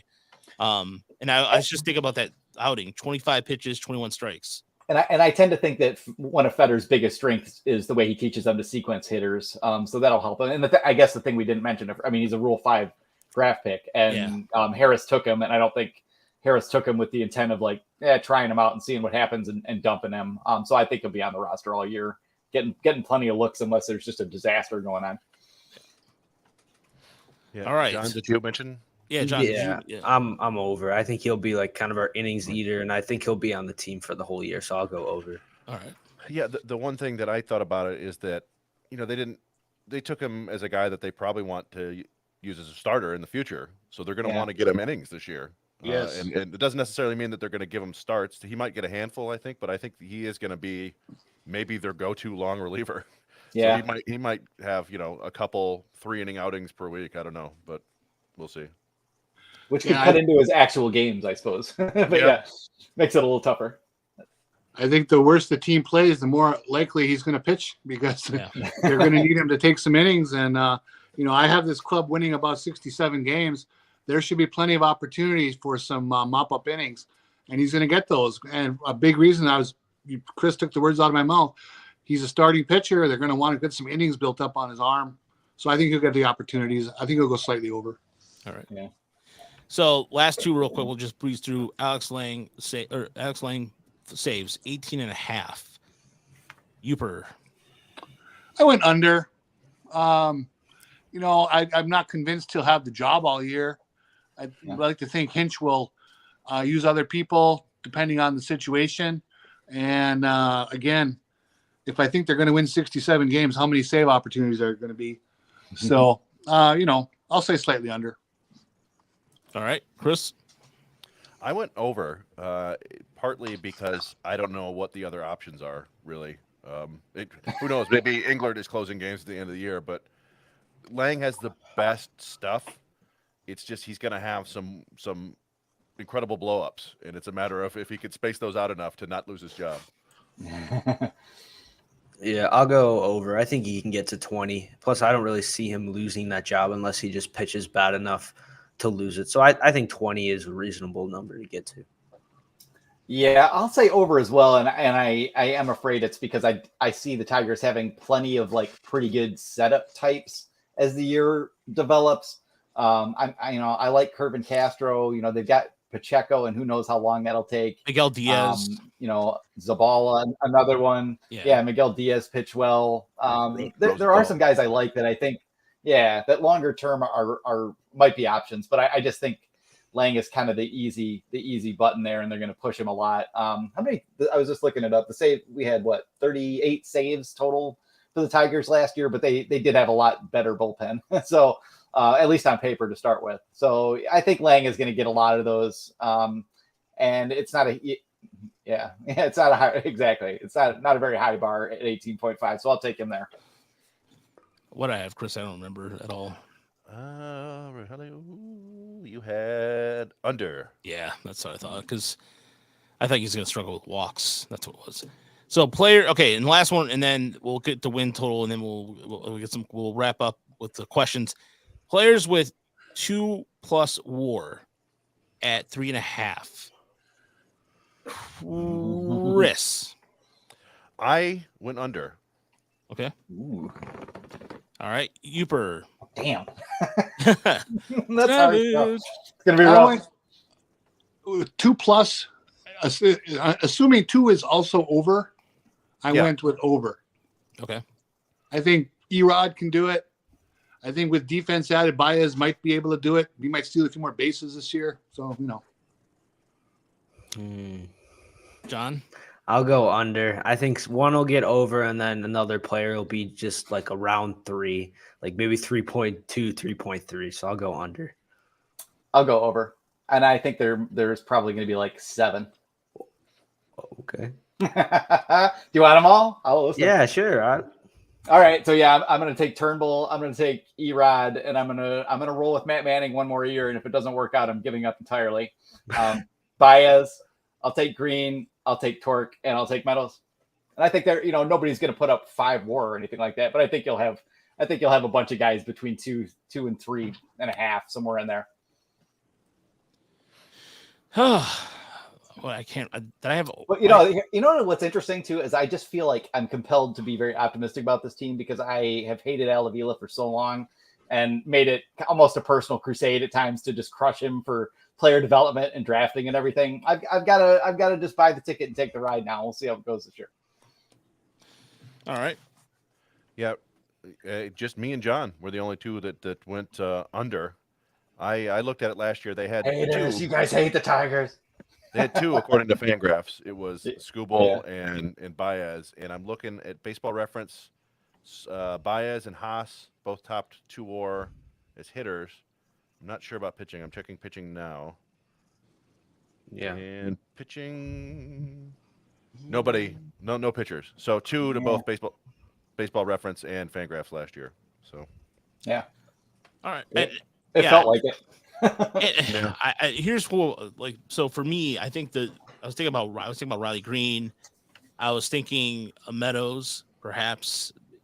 I mean, even being a little optimistic, but either Austin or Parker Meadows. I think, but Nick Maton, because of his glove and ability to, I think Nick because of his glove alone, I think it's going to help him.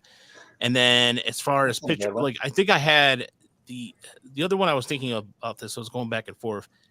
I think Jake Rogers. I know it sounds kind of like a little extreme, maybe because I drank a lot of the Jake Rogers Kool-Aid when I was down in Lakeland, but I have a good feeling about Jake Rogers this year, and I think that the Tigers. If the framing is, if the framing is better, that's really gutted him on the grades, and they do have him with the one knee down now. We'll see if that helps him out at the bottom of the zone. He is an interesting one. Yeah, I predicted that the Tigers would lead, and this was kind of just a wild prediction in our bold predictions one today, but that the Tigers would lead the league in terms of home runs and stolen bases from their combined catching duo. So we'll see how that plays out. Yeah, because both that's fine. defensively, both of them cannot frame. They're terrible framers, and so it's going to be At least poor. Yeah. Like nobody really sucks anymore, other than like Sal Perez. The margin is a lot tighter than it was like 5 or 10 years ago. But yeah, they've both been below average, and they've got to clean that up to some degree. Yeah. So I know, and that's in terms of pitchers, I think there's going to be a couple of guys. I think Jason Foley is going to be a good bullpen guy, possibility. Not necessarily a 2-WAR player, but maybe he'll be close to it. But then I expect either Turnbull. I think Lang for me is probably the only reliever that could do it. But yeah, it's just like I said, it will be an interesting. I think close to like it's Foley maybe, but starter wise, I think it's going to be maybe somebody like Erod is going to get that 2-WAR nod on the rotation. So, so to end this, we wanted to was win totals real quick. So I'll start off real quick. 70. I have 71 wins. So I think they'll improve the 70. They'll improve the 71. All right, Chris, you want to just go across? Yeah, I had 70.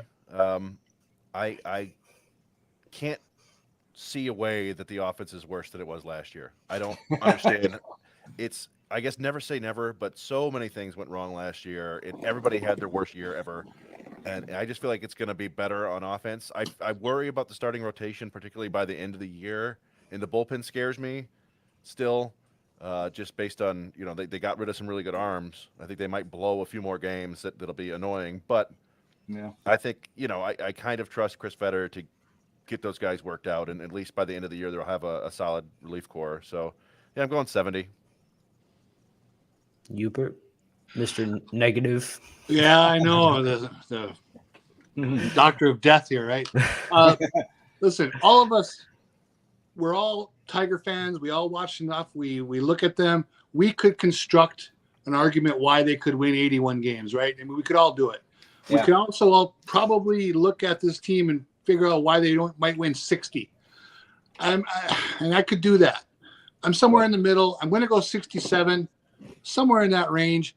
I don't trust the pitching this year. I personally think the bullpen could be terrible. And the starting pitching, they're coming with guys. Not one of them threw 100 innings last year, as we've noted many times. That's a lot of question marks. You have very little to hang your hat on there that you can really count on. So obviously, I hope we flip a coin on a lot of these guys and it comes up tail or heads and they have great years. And I'm way wrong, but I'm thinking 67. Mm-hmm. Yeah, I think it's very fair. I mean, there's such a wide range of what could happen. And we saw that last year. I mean, you saw how many, if the pitcher injuries are anywhere near as bad as they were last year, this team will absolutely be atrocious because it's not quite as deep. Even if you figure Skubal is coming back at midseason, his progression looks really good so far. I like Turnbull. I thought Turnbull looked good. I've got a lot of things I like about this team. And if the things I really think matter that aren't always obvious, really matter, then I think the Tigers should win a lot more games this year. And I'll take 78 just to be the super optimistic guy. I still like Manning. I liked what I saw this spring, those last couple starts. I know there's a lot of guys that are a work in progress on this team, but I also think the roster is a lot better and more deeply constructed to give AJ Hinch a lot of different options against different type of pitchers. So for all those reasons, I just feel like they're going to be a little scrappier, a little better team. And if it all goes bad and the bullpen just sucks, that might just blow that prediction completely out of the water. But yeah, I'm gonna ride with Fetter and Lund and those guys because they're doing all the things that I screamed at them to do. And I've kind of got to take my medicine now if it doesn't go as well. So I'll say 78. Let's do it. All right. I'm kind of with you, Brett. I'm 75. So I think the offense will be a lot better.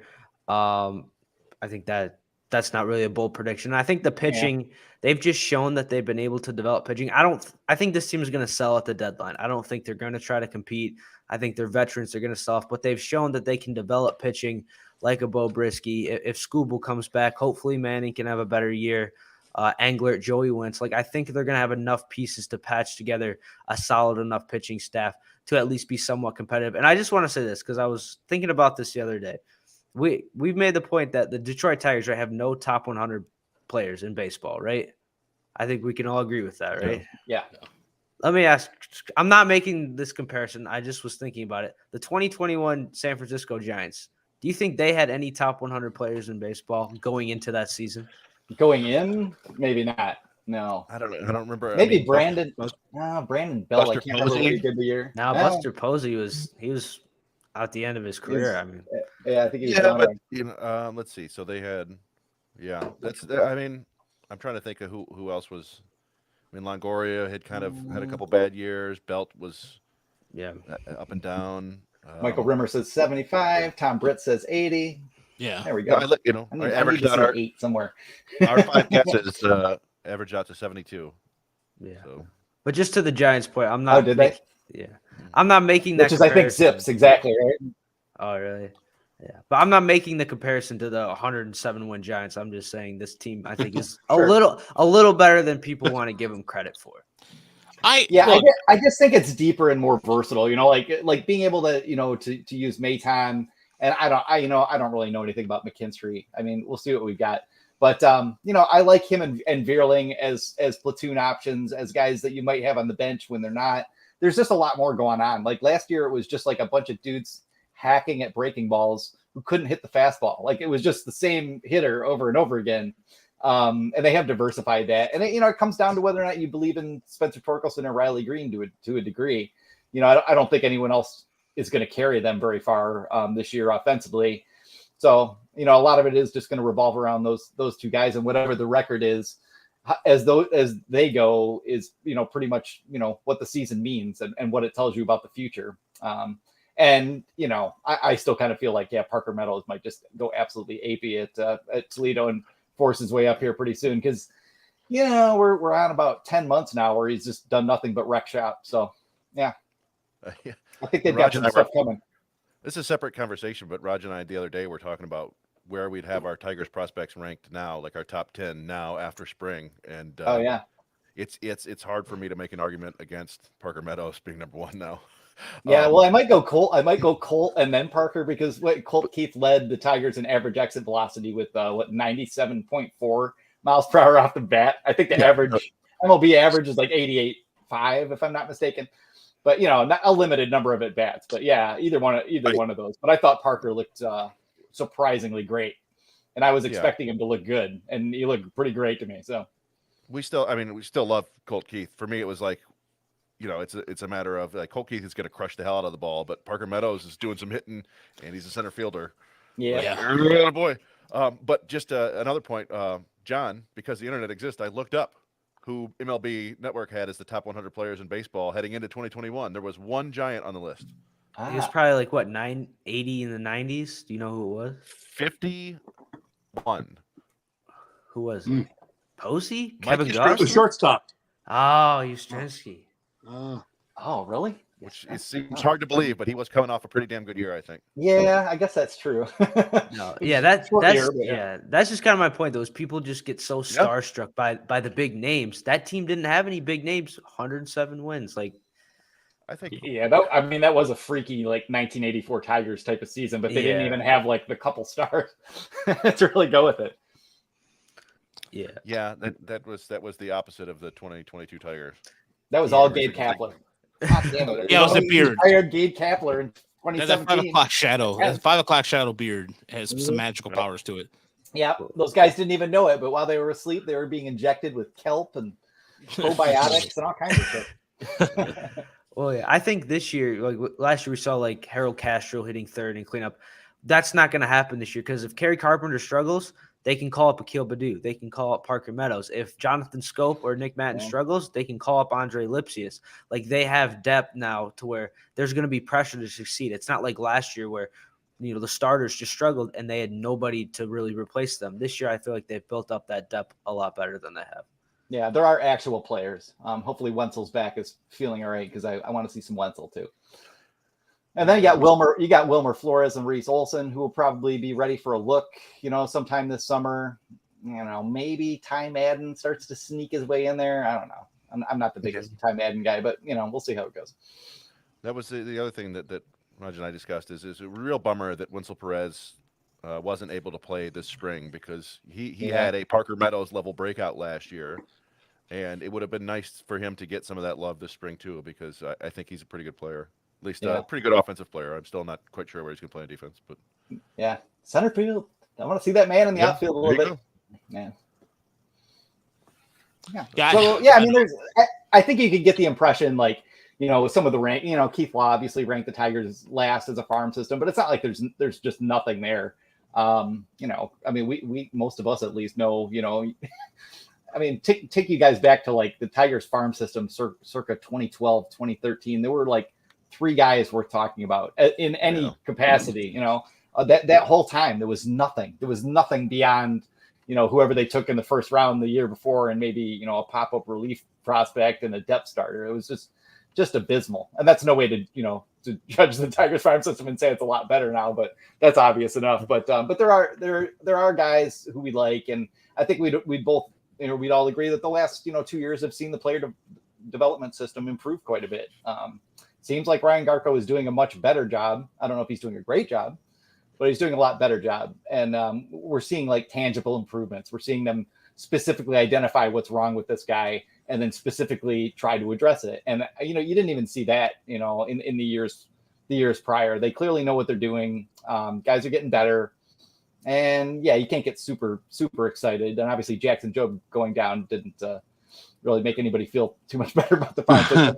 How did we suddenly have 2 lumbar strain issues out of the blue? I don't even remember that injury ever happening. It was, I think, they got Jimenez with that. I think Candelario had that not that long ago. Yeah, it's Mize had back surgery. I was joking that the Tigers were doing like, having guys carry pianos up a hill or something like that. Like, yeah. But I don't know. So opening day tomorrow.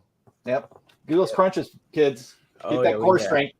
We got Erod versus Shane McClanahan, 3:00 in Tampa. Should be. It's the first hit. All right. The first hit for the Tigers? Yes. Do we have some questions too before the end of the podcast? Right. That's what I was trying to get to. Matt Vierling. Okay. I can look up the questions. First hit. Miguel Cabrera.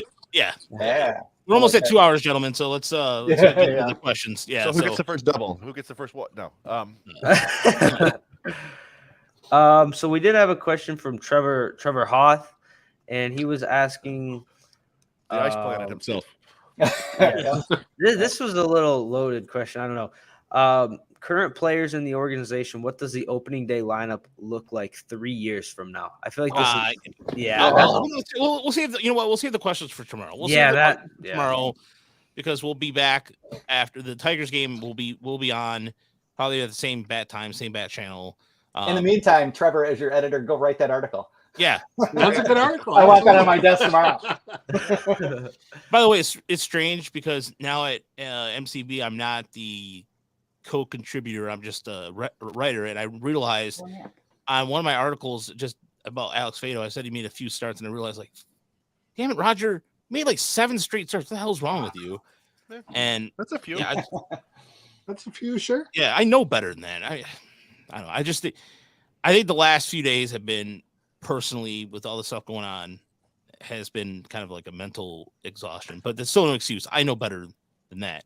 So there's also the run up to the season, Yeah. There's a lot going on right now. Yep. Yeah. I'll be happy when the game starts tomorrow and we're into the flow. So yeah. And that's, you know what, as far as live streaming goes, that'd be cool to do like something with the app, carry on and all that stuff. But that would be in the future. We'll do it for right now. We're just going to be doing the same show, 8:30, 9 o'clock tomorrow, and go from there. Minus John. John, you're gonna be traveling, right? Yeah, I'll be in a different country, but I'll still be rooting on the Tigers, man, as always. Wait.